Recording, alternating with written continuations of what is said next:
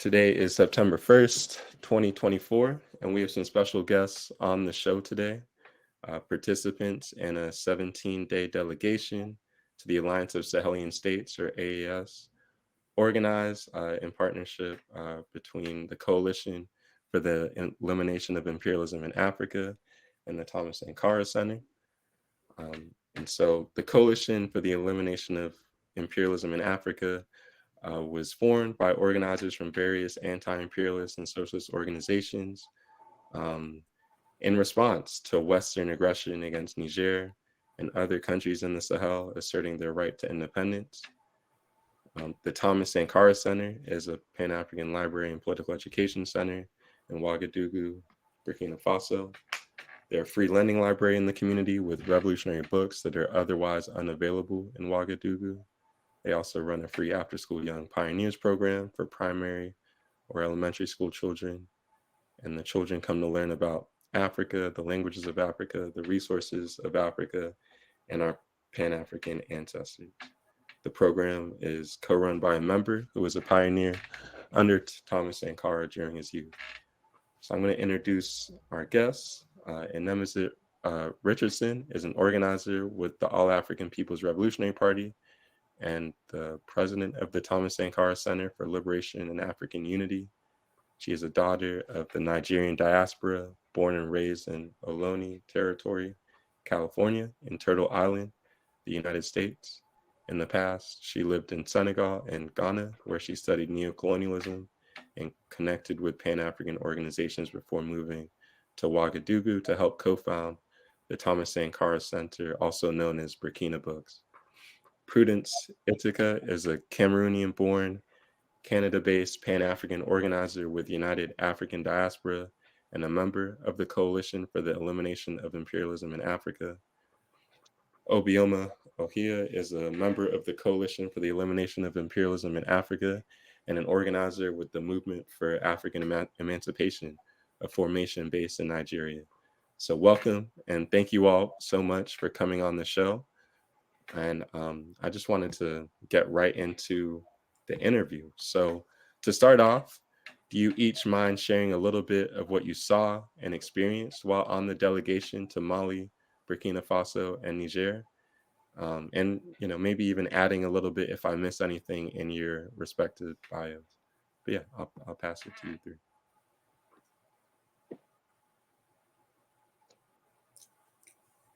So who are you passing it to? So did you say a name at the end? Yeah, I mean, it was really just whoever wanted to start. Oh, okay. If you want to start? Okay, cool. Sure. I think the bio was fine. So thank you for hosting us and wanted to talk about this delegation. Like in terms of what I saw, I feel like for me, I saw Africans who were completely dedicated to the revolutionary project. For me, it was definitely the first time I'd ever witnessed a people that was engaged in, the affairs of their country and the direction of their country, and, who actually kind of had control their own destinies, and I also witnessed, for me, I saw a higher level of humanity. And I'm not sure what's that quote about, the revolutionary process and how it makes you more human. I don't know if that was Castro who said that, but it's definitely true. I was just amazed by the fact that the people recognized that the struggle wasn't necessarily for them. All the hardships that they had to endure was going to be for those who came after them. And also an understanding that this was not something just for the 3 countries of the AES, right? And that the struggle was so much bigger. It was for all of Africa.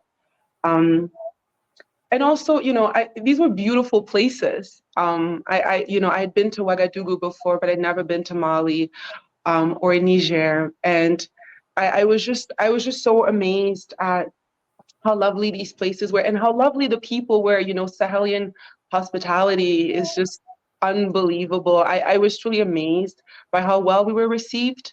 I think people were incredibly generous, and really they gave us so much care and so much attention. So it was an incredible delegation, and I could go on, but there's other people who need to talk. Thanks for that. Thank you, Prudence. Obi, did you want to go next?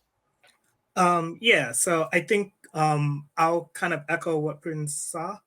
I think the thing that really struck me as well was people who are really involved in the direction of their country. I thought I was seeing that at all levels. I also saw how organized people were. There were definitely, it seemed like a lot of people were in organization, and they either the organizations existed before the new governments or they formed organizations after the new governments to support the new governments and the directions the country was going. Um, so I think that to me is probably one of the things that stood out. Another thing was everyone was so clear about what they were fighting for and who their enemies were. Um, there was definitely an understanding that of global imperialism, how France was trying to control their country, but also the United States, particularly trying to enter Niger with a US passport. They rightfully were questioning my intentions. So I appreciate that. Um, but yeah, I think just really people who are clear about what they're doing. I think that's what really struck out to me. Thank you, Obi. And Nemesis, did you want to take it from there? Yeah, I mean, it was definitely a very important experience for me, as well as my the other comrade who came from Burkina Faso. Unfortunately, I mean, he was supposed to be on, and I don't know if he's going to be able to make it. But um, you know, we are based in Burkina. I've been out here for about 3.5 years, and then he grew up here in Burkina his whole life. And I think our lives revolve around the AES. It's like a day-to-day thing here. Like there's pretty much not a day that goes by that we're not doing some sort of activity or event or something that is fighting for the Alliance of Sahel States. But so rarely do we actually have the opportunity to engage in that sort of direct people-to-people exchange and movement. I mean, I'm trying to figure out how to respond to this because I know you have other questions that I'm probably going to be like repeating myself and touching on like different things. But yeah, I mean, I just feel like the most important thing for people on the ground is to have those kind of people-to-people relationships to be able to connect with one another. I think what Prudence said is very true, that this is a Pan-African project. The Alliance of Sahel States is about the unification and liberation of the African continent. And so people have really changed and shifted their own national identities. And I don't want to say the micro-national identity has completely eroded, but I definitely is considered secondary to the broader AES identity that's emerged. One of the things that I heard traveling through the AES, I tell people like, I'm based out of Burkina Faso, I live in Ouagadougou, and people would say it's not Burkina Faso, it's the Alliance of Sahel States. That should be how you first frame it.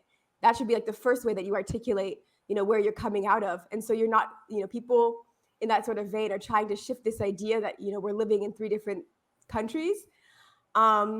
But with that being said, because of the security crisis that exists in the region, it is really hard for some people to make some of those like that, how to have that sort of people-to-people movement. It still exists, but it's a lot harder than it has been historically because of the way the Sahel is so brutally under attack.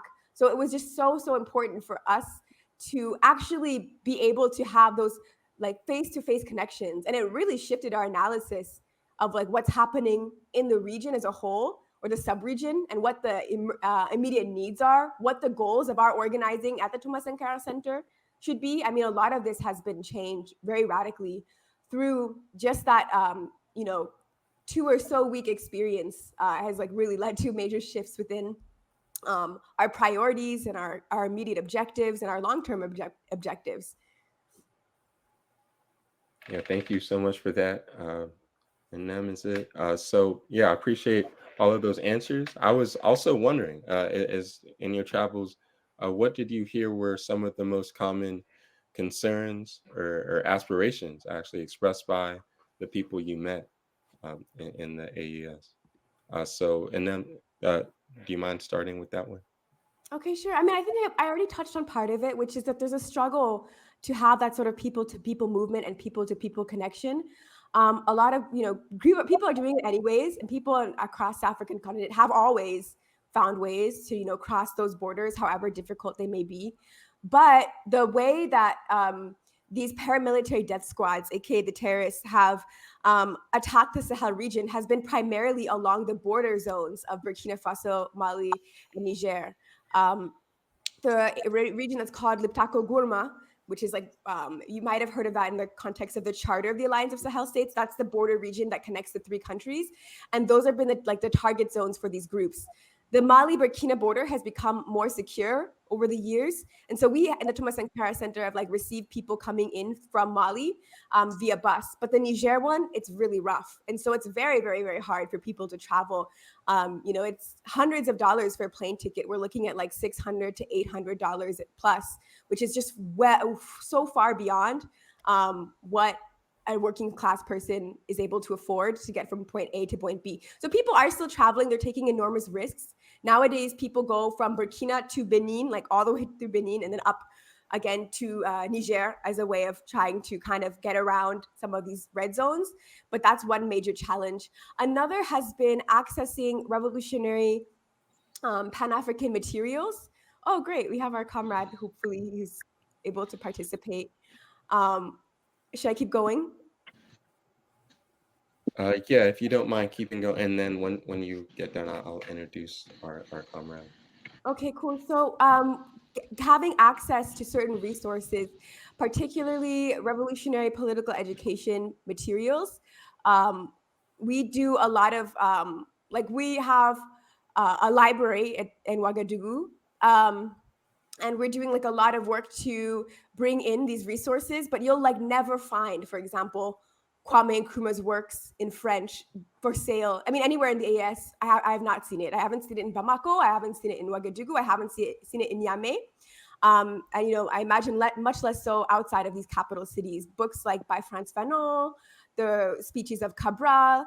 And there is a need and there is an interest for these materials, even if, they're not available here. It's a lot to do with the fact that African people don't control these publishing houses, don't always have the legal rights to these works, and all of that, that makes it so hard to access some of these things.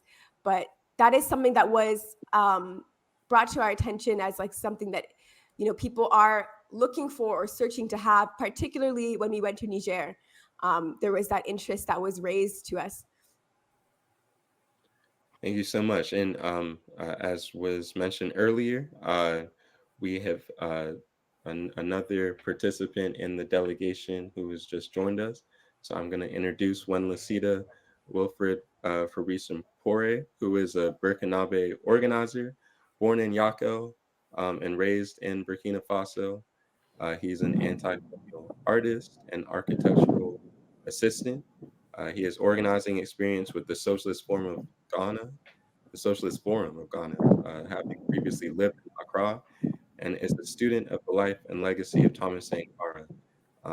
I believe he was also a pioneer under Thomas Sankara during his youth.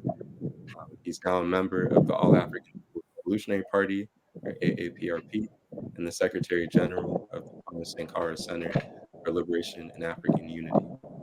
And I should have asked about this earlier, but I'm not sure if interpretation would be necessary as we move forward. But welcome, Wenlasita. So we have been moving through some questions. The question that your comrade Inem was just answering was around what were some of the most common concerns or aspirations expressed by the people you met during your travels. And so I was wondering if you could answer that question, and if interpretation is needed, are folks able to interpret that question? I can handle interpretation. Alors, Wenlasita, on est en train de répondre à la deuxième question. Quelles étaient les préoccupations ou les aspirations les plus courantes exprimées par les personnes que vous avez rencontrées au cours de vos voyages? Ok, bonsoir à tous. J'aimerais tout d'abord m'excuser pour le retard. I would like to first excuse myself for the lateness or the delay. Et c'est ma première fois d'utiliser cette application, donc j'avais vraiment du mal à me connecter. this is my first time using StreamYard, so it was very hard for me to connect. Ok, d'accord. Bonsoir à tous et je vous remercie, Monsieur Tondé, voilà et les autres camarades que je connais d'ailleurs, Obi, Prudence et Inem, pour l'occasion que vous nous donnez pour nous exprimer. Good evening, Tunde. Thank you, Tunde, and as well as Obi, Prudence, and Inem, some comrades that I recognize here for this opportunity to express myself. Voilà. Je pense que c'est très, très important ce qui se passe maintenant. D'abord, je réitère encore les remerciements à la coalition qui a pensé au centre Thomas Sankara et c'est lors de cette visite-là que j'ai pu participer avec la coalition en tant que représentant du centre Thomas Sankara sur le voyage à travers l'AES. So I thank the coalition for the elimination of imperialism in Africa, as they were able to support my traveling throughout the Alliance of Sahel States as a representative of the Thomas Sankara Center. D'accord, donc pour répondre à la question, à savoir quelles étaient les préoccupations ou les aspirations les plus courantes exprimées par les personnes que nous avons rencontrées au cours de notre voyage. Donc, je dirais d'abord, premièrement, que les préoccupations sont quand même assez majeures parce que, comme bon, vous le savez plus ou moins, et la plupart des organisations en Afrique, surtout et bon, plus précisément dans l'AES, rencontrent à peu près les mêmes difficultés. So most of the organizations across Africa, as well as throughout the AES, find themselves having some of the same struggles and challenges. D'abord, comme préoccupation, je pense que à travers les 3 pays que nous avons visités, à travers aussi les différentes organisations, nous nous sommes convenus, d'abord, comme préoccupation, c'était d'abord d'organiser des plateformes de rencontres et aussi créer une coalition des différentes organisations à travers l'AES. Je pense que ça, c'était une préoccupation.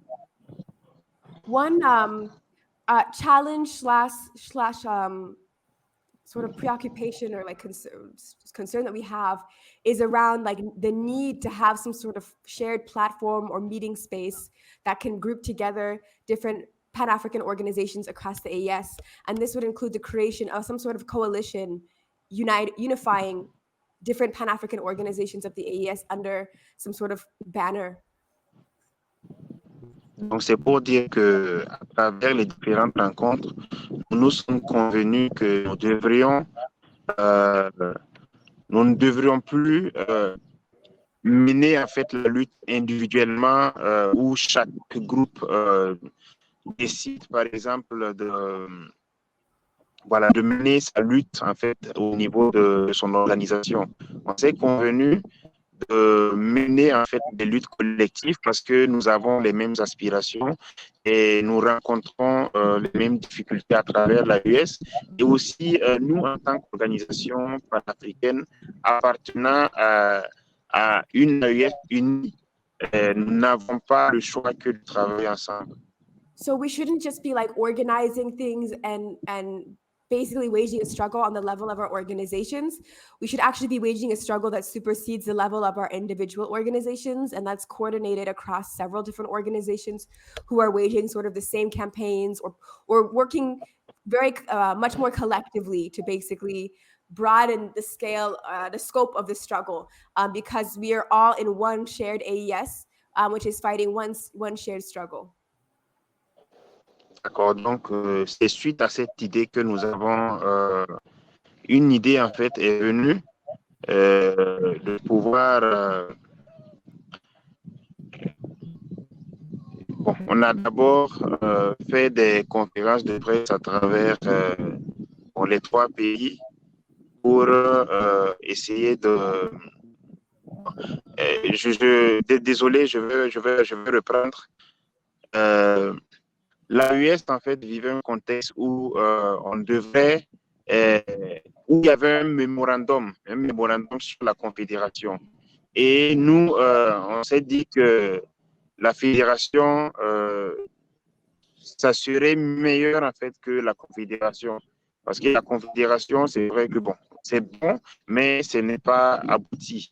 Donc, c'est suite à cela que nous avons organisé une activité de conférence de presse à travers les 3 pays où nous nous sommes exprimés tout en ne rejetant pas la confédération, mais en donnant aussi les points négatifs que l'on peut rencontrer dans une confédération et les avantages aussi d'une fédération.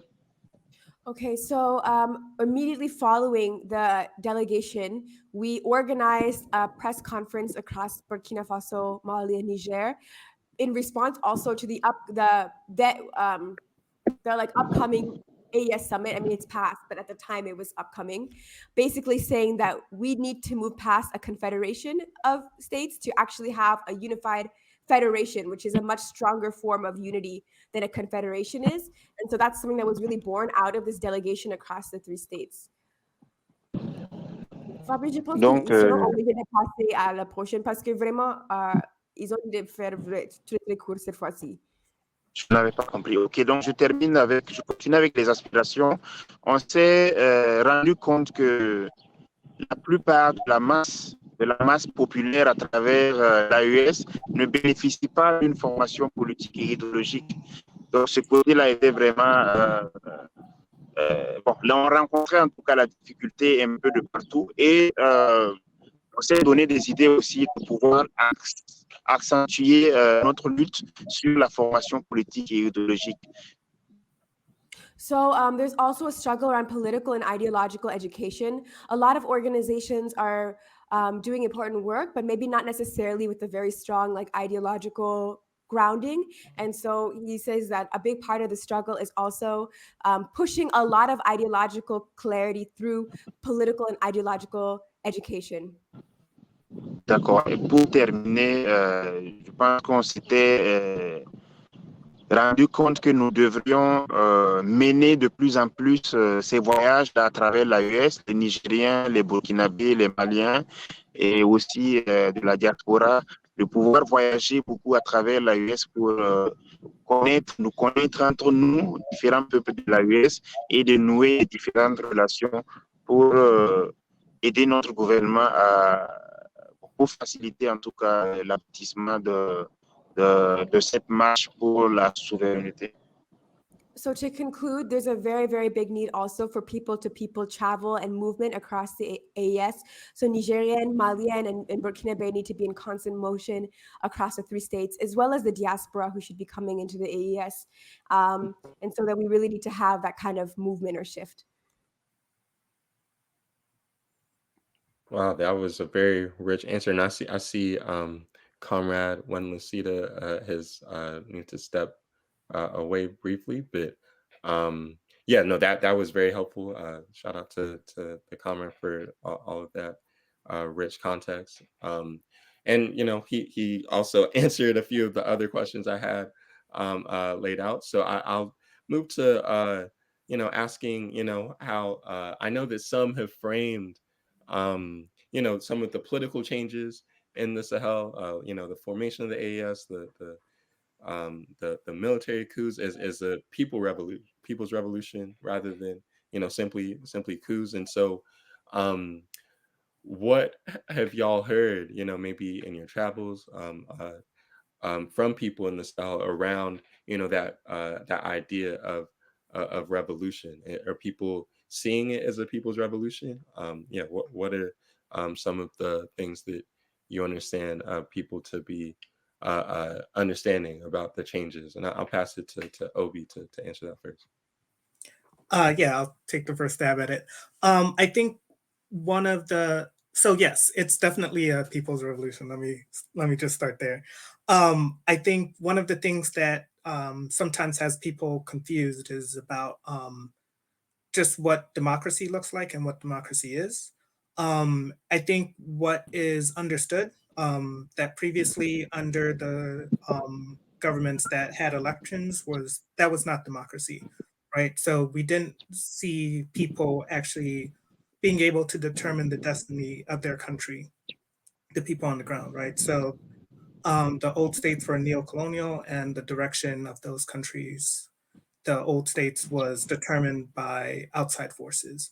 I think the having the military intervention was just the form, or was just a way to implement this people's revolution, where people on the ground feel like they have a direction and they are taking the direction of the country, right?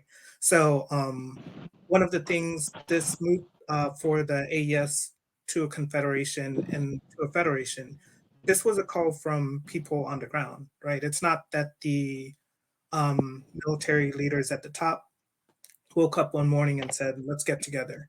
It was a mass movement that people were calling. They were having demonstrations, they were doing caravans, just raising, or basically letting everyone know that we need to move towards a confederation and a federation, and that's the direction it's going. I think, despite what Westerners or Western media might want to say about the way that the revolution has taken place, I think it's clearly a people's revolution. I'll stop here. Thank you for that, Obi. It's very helpful. Um, and I guess just to move on to the next question. So how do y'all see this revolution unfolding on the ground? And what do you think have been some of the key achievements so far? So I'll pass it to Prudence to start off with that. Well, I think some of the greatest achievements is obviously the fact that they have sent packing the imperialist armies, right?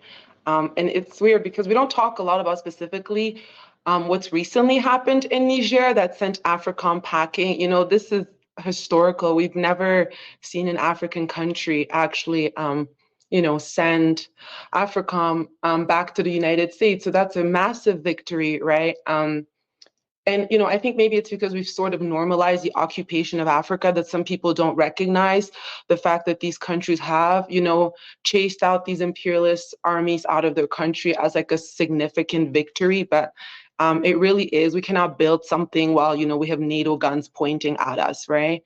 And something else that I think does not get spoken of about enough in the AES is, this kind of like collective plan of of industrialization, right? We have to recognize that in Africa, our industrialization has been sabotaged so significantly, for the past several hundred years. And these three countries recognize that when they go at it together, there's so much more they can accomplish. All these plans, these nuclear power plants that are being built, the different factories being built, the mills in Mali, the tomato processing plant, in Burkina, like all of these amazing achievements, that they're doing it as a collective, to me is extraordinary because, these are people's developments, right? This is not, some private ownership for some one individual to become rich in Burkina or in Niger or Mali. Like, these are people's developments to benefit the entire masses, So to me, I would say these are the greatest achievements. And, I think we have to recognize, like, we have not seen this sort of Pan-African coordination in literal decades, right? Seeing countries in Africa, like, literally working together, to liberate their countries, to develop their land, that's extraordinary. And, I don't know why people don't recognize that as being so extraordinary, because we've simply never seen this sort of, we haven't seen this sort of coordinated Pan-African action, since the 60s, since the days of like the Nkrumahs and Ahmed Sékou Touré being alive and collaborating. So there are so many great things happening in the AES, honestly. And just touching back on your question about whether or not this is a people's revolution, it's undeniably a people's revolution, because we have to remember, like, these things did not happen in a vacuum. These people, these men cannot take power if it hadn't been for the grassroots movements that preceded them, that laid out the conditions for a Colonel Assimi Goïta to come to power, and, Ibrahim and Chiani. So, all of these victories, all of those things that I'm naming, these are things that the people asked first. And because they live in, democratic states, their leadership does what they want. And I'll just stop there. That was great. Thank you for that, Prudence. Yeah, I really appreciate that, those responses. And yeah, I wanted to, add this additional question, but if folks want to address any of the previous questions I've asked, feel free. But in the West, we keep hearing about so-called jihadist incursions in the Sahel. Most recently in Burkina Faso, right? It was reported that earlier this week, around 200 people were killed and 140 were injured in the Burkinabe town of Barsalogo, and I'm probably mispronouncing that, by a so-called Al-Qaeda linked formation, right? A paramilitary group. So I wanted to ask, what is your assessment in them of who's behind these attacks? How do the people of Burkina Faso and other AES member states perceive these attacks? And maybe, yeah, if you could speak about, what is being done to address, the challenges posed by these paramilitary groups in the Sahel. Sure. I mean, um, I guess to start with some slight anecdotes. So I was not so long ago, I was in the city of Bobo Dioulasso, which is on the western side of the country, not far from Mali, to give some geographical context. And I was at the big public university. I think it's probably the second biggest public university in Burkina Faso. And right at the entrance of the university, like near where you see like the actual sign that says the name of the university, there's this massive mural that has that depicts like three people wearing like clothing that's typically associated with some of these terrorist paramilitary organizations, but their faces are covered with the flags of France, the United States, and Ukraine. And then to give like another small anecdote, right now in Ouagadougou, where I am, if you drive around certain parts of the city, you'll see like this spray painted stencil across different walls that says like, how do I translate this? Like either Ukraine get out of Africa, or like Ukraine F off, F out of here, kind of something like a translation that falls in between those two. I want to mention, so right now, as we're speaking, Burkina Faso, Mali, and Niger are in the process of approaching the United Nations Security Council with a letter saying that Ukraine has publicly declared support for terrorism. Two Ukrainian officials, one of them is the spokesperson for Ukrainian military intelligence, and the other was the Ukrainian ambassador to Senegal, publicly celebrated a attack against the Malian armed forces that led to the deaths of many Malian soldiers, claiming that they as these Ukrainian officials, can basically testify that Ukraine is providing support to this paramilitary organization in the north of Mali. This is not the first time that Mali is writing a letter to the United Nations Security Council claiming that a country is supporting terrorism. In 2022, Mali addressed a letter to the United Nations Security Council stating that they had evidence that France was providing intelligence and arms to terrorist organizations that they claimed to be fighting against. Unfortunately, France is a member of the UN Security Council. The UN is not this liberated institution. It's reflective of the neo-colonial world that we live in. And so it didn't get very far. I don't know if this particular letter will get very far either, but I do think on a symbolic level, it is perhaps significant.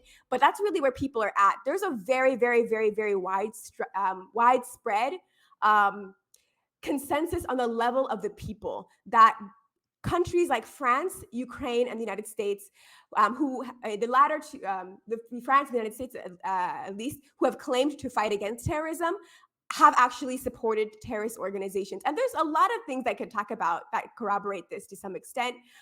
For example, when the French evacuated their major military base in Mali, there was this mass grave that they've never provided any significant, like sufficient response for to explain like why there was just this grave and all these bodies. When the Malian army liberated Kidal, one of the strongholds of these paramilitary death squad sort of operations, there's all this evidence left behind of this mysterious American mercenary who, you know, wasn't supposed to be there, but happened to be there apparently throughout the whole time, a lot of this time.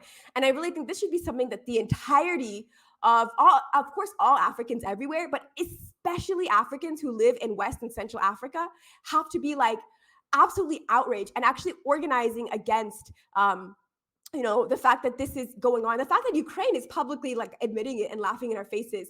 Like, I don't think people realize how linked together these paramilitary death squad organizations are. But Boko Haram, based out of the Lake Chad area, especially northern Nigeria, has operated historically in Mali, collaborating with groups like Ansar Dine, who have were the ones who basically took over Timbuktu and these northern regions. So these are the same groups that are operating in Burkina, Mali, Chad, northern Cameroon, if not the same. That these are groups that are linked together, collaborating together, and we have a country that's allied with NATO.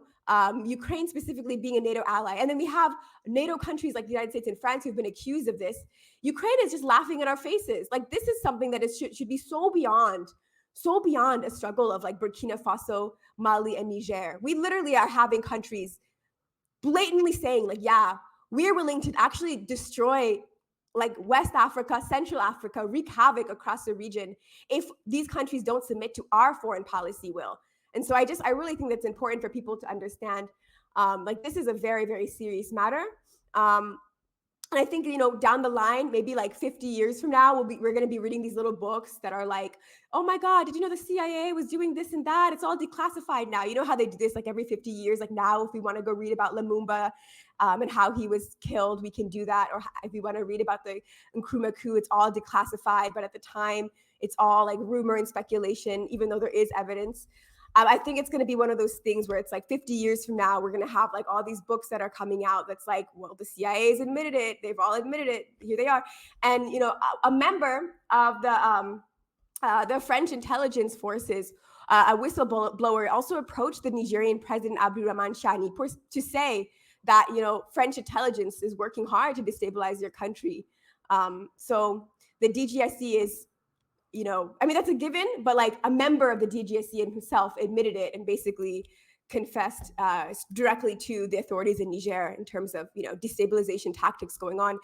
And unfortunately, sorry, I know I'm going on for a while. This will be the last sentence I say, but they are unfortunately also using neighboring West African countries, of course, typically, you know, as typical, divide and conquer, to do a lot of their dirty work. So there's been a big effort to call out Côte d'Ivoire and Benin, specifically the presidents, not the people. You know, people there are very pro AES, working regular Africans, but unfortunately, their leaderships, you know, are being very publicly accused by AES authorities of working to destabilize AES countries. Hopefully, my connection's okay. I feel like I might be, but I'll stop there. No, that was a great analysis. I really appreciate that answer. Yeah, I think the admissions by the Ukrainian government have been very telling, and I think so many have written about, you know, the role that Ukraine, you know, France, the U.S. have played in terms of you know, destabilizing the Sahel, the AES in particular, and so yeah, I really appreciate that analysis. And it sounded like your connection was great. But yeah, I wanted to next ask a little bit about, you know, sanctions. I know that the coalition has put out a statement, you know, a little while back around, you know, the sanctions on Niger. But I wanted to ask, how have the AES countries really been affected by international sanctions and pressure from organizations like ECOWAS? And if y'all noticed any direct impact on the ground during your travels, wanted to hand that to Obi, if you don't mind answering that. Sure, I'll start off. Yeah, so one of the things we should understand about sanctions is warfare, right? So anytime these sanctions are usually unilaterally declared by the US, but it means that all countries who want to do business with the US also go along with it.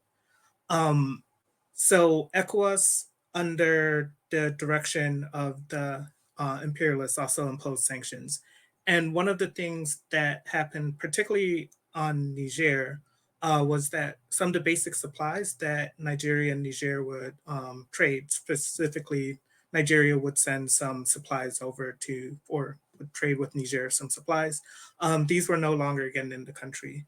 One of the things that Niger, especially one organization in particular, the FSN, but it's a union of Nigerian women.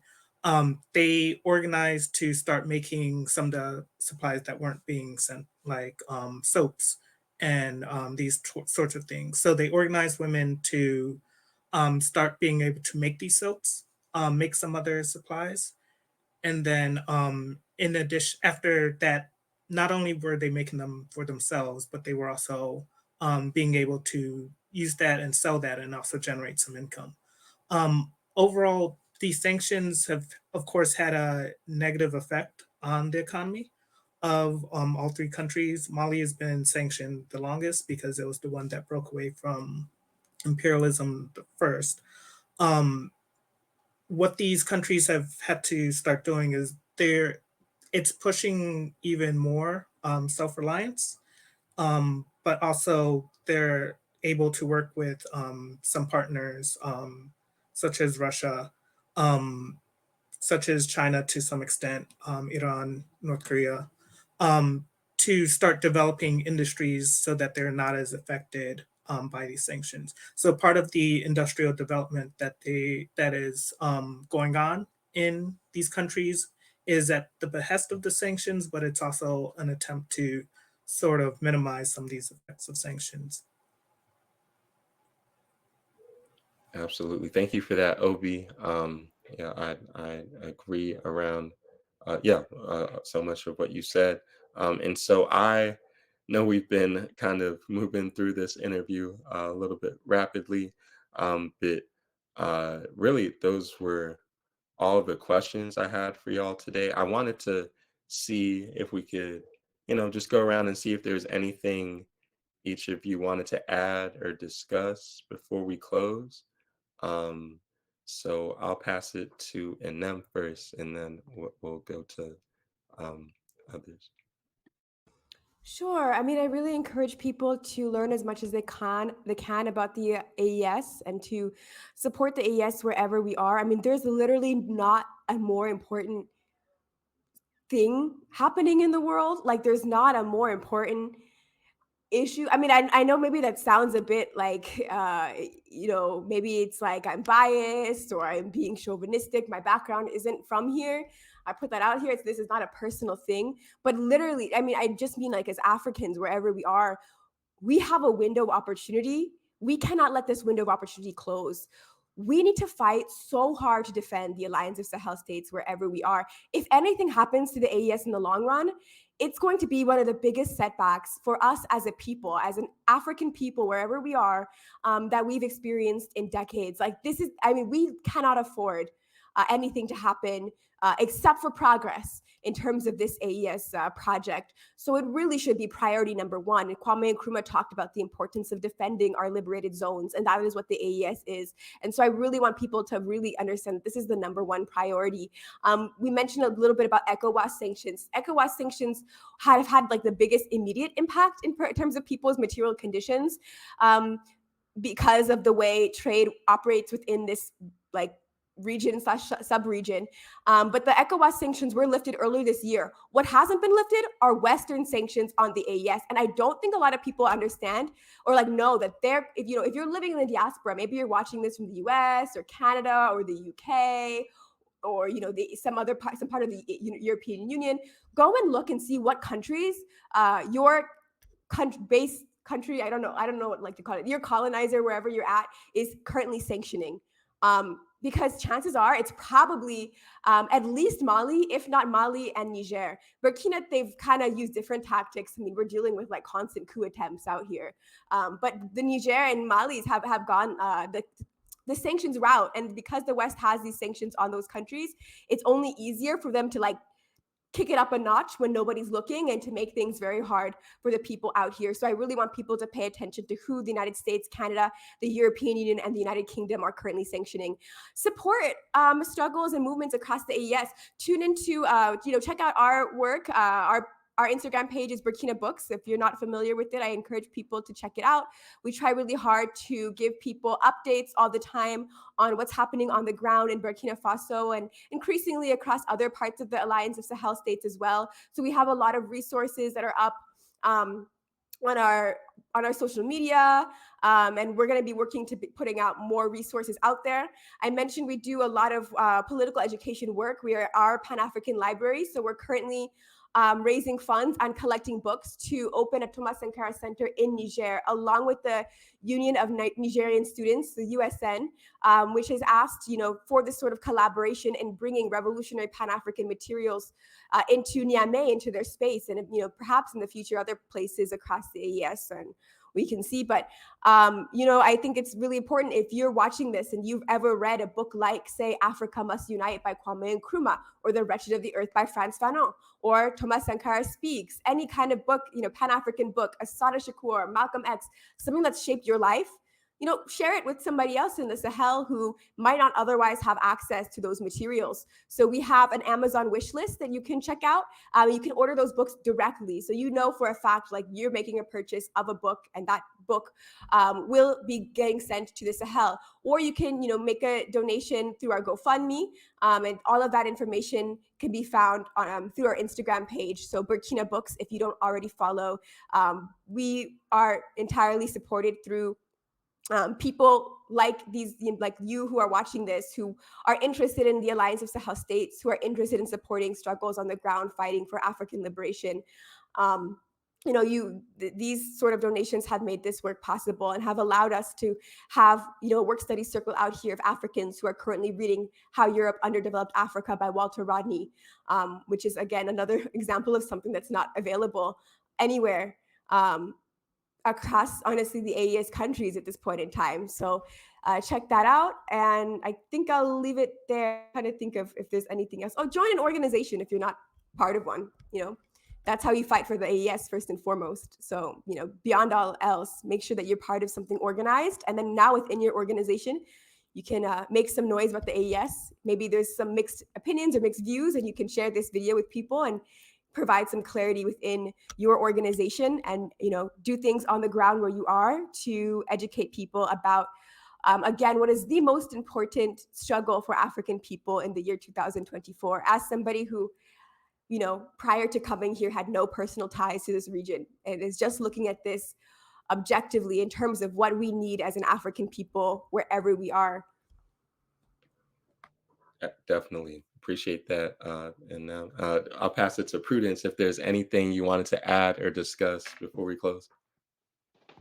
Yeah, I mean, Inem really said it all, right? Like, the way she spoke of the importance of the AES. This is not just something that concerns the people of those three countries, but we really truly believe that our continent will be liberated through this Pan-African alliance that's not a confederation and will soon be a federation, right? And I think we have to recognize that right now the AES is under like heightened attacks, right? We see it from Ukraine, we see it from Senegal. It's recently called for like NATO to return to the Sahel. Algeria is moving funny. So our enemies recognize what could happen if the AES succeeds. So it's really important for us Africans to recognize the same thing, right? And to really fight to defend the AES. I don't really know what else could be more important. To be an African today means you're defending the AES. Certainly if you're a Pan-Africanist, we'll have to see how much work you're doing for the AES for you to be able to allow yourself to be called that. So we really just encourage people to defend the AES very, very seriously, especially the Pan-Africanists, because, where I live, there's a lot of ignorance around the AES, right? So it's my job here to really advocate for the AES, to get the Africans here where I live on board to understand the importance of the AES to them and to our continent. So, the AES really should be something that's known throughout the world by all Africans as something to cherish and something to defend. So I really encourage people to be so tuned in and so focused. Like, you need to become like obsessed with the AES, because Inem is right. If we lose this, I don't see how we will make it back as a people, to be honest. Like, this is an incredible time where US imperialism is at war everywhere. Resources spread thin. This is the moment for Africans to blow, to strike their blow. So join an organization that's fighting to defend the AES and be an active member in that organization. And also move resources to people in the AES. I see so many people that love the speeches and we love our Traoré. Like, let's not be passive supporters of AES. We have to be actively contributing to the struggle on the ground. There are so many organizations in the AES. There are so many structures in the AES that need our support. We need to move some of those resources that we acquired in the West due to their subjugation. We have to move those resources back to them. That's all. Yeah, appreciate that. Well said. Wanted to see, Obi, if you have anything you wanted to share before we close or discuss. It's hard to go after great finishing remarks. I guess I'm still going to echo what my peers have also said. The AES is the tip of the spear in the fight against imperialism. We understand that our struggle as African people should be internationalized. So in that sense, wherever you are, your struggle, we need to connect all our struggles to the AES because we're fighting the same enemy. We're fighting the same US imperialism that is trying to hold the world in a stranglehold, that's burning the forests, that's destroying our planet, and it's destroying our people. I think our struggles in the past, though, in the US, people understood in the most heightened time of revolutionary period in the US, the 60s, 70s, people understood that their struggles were part of an international struggle, right? So in that sense, I think we need to get back to that today. So wherever we are, we need to be connecting our struggles to the struggle against imperialism, which means that connecting our struggles to the struggle of the AES. And that's sending resources, that's fighting against the ignorance. Imperialism will find its deathbed in Africa. So we need to be throwing dirt on that grave. Beautiful. Yeah. Again, thank you all so much for coming on the show, and we hope to have you back soon. All right. Thank you. Thank you for having us. Thank you for having us. For sure.